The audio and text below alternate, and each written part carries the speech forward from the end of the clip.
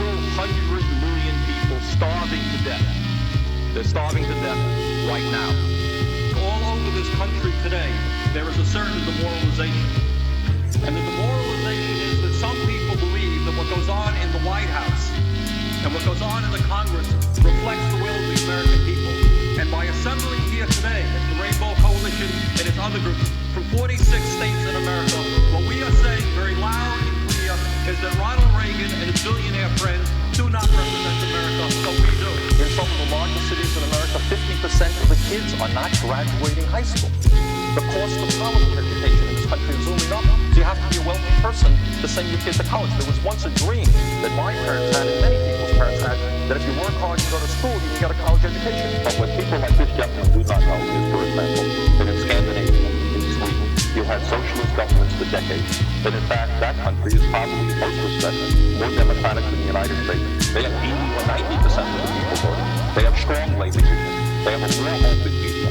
They have a healthcare system guaranteeing healthcare to all the people. Not to say that that's utopia. But at a time when the wealthiest people of this country have seen a tremendous increase in their income, while at the same time the standard of living of working people and poor people has declined, I will be damned if I will vote for a proposal which will stick it to the middle class and the working people. And Mr. Speaker, I've got a problem. I've got a problem with a president and a Congress which allows 5 million children to go hungry, 2 million people to sleep out on the streets, cities to become breeding grounds for drugs and violence.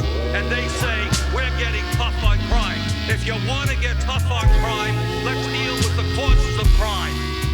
Let's demand that every man, woman, and child in this country have a decent opportunity and a decent standard of living. Let's not keep putting poor people into jail and disproportionately punishing blacks. While our children go hungry and sleep out on the streets, lack adequate health care or educational opportunity, the wealthiest people in this country have grown far richer while their tax burden has declined. We have an approach to campaign financing which, to a very large degree, allows wealthy people and major corporations to buy and sell politicians. The rich get richer, the poor get poorer, and ordinary Americans are shut out of the political system. The United States today is one of two nations in the industrialized world that does not have a national health care system. That has to do with campaign finance reform. The United States today, the chief executive officers are seeing their salaries soar, and the gap between the rich and the poor grows wider. 10 million Americans are unemployed. That has to do with campaign finance reform.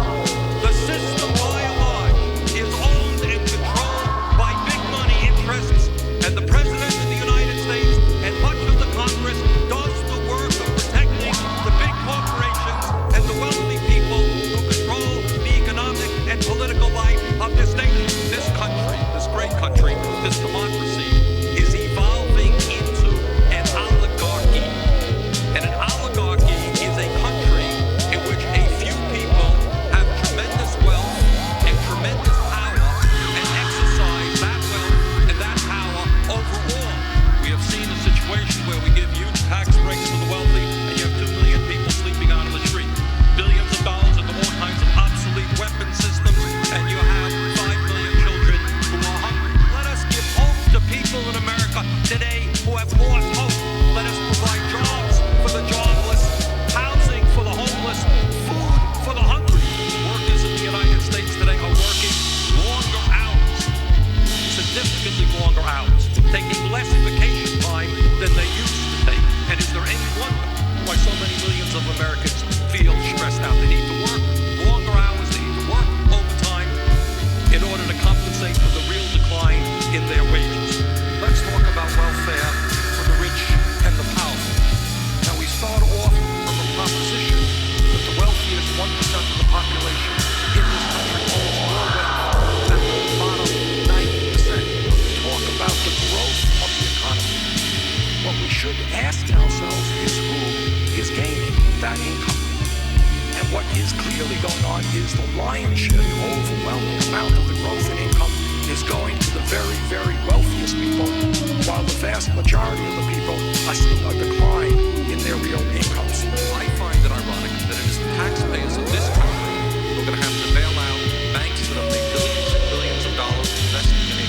Is it morally right that CEOs of large corporations now make over 500 times what their workers make and seem to make more money to the degree that they lay off American workers? Walmart has replaced General Motors as the major employer in America, paying people starvation wages rather than living wages. We can fight terrorism, protect the American people without undermining the basic constitutional rights which make us a free country. They understand that our trade policies are failing when they note that our trade deficit is huge and growing larger every single year. And it seems to me, Madam President, that before we go forward again in pursuit of a failing trade agenda, we might want to sit back, take a moratorium, understand why our trade policies are failing, and then put together trade agreements that work for the working people and the middle class of this country rather than just the CEOs of large multinational corporations.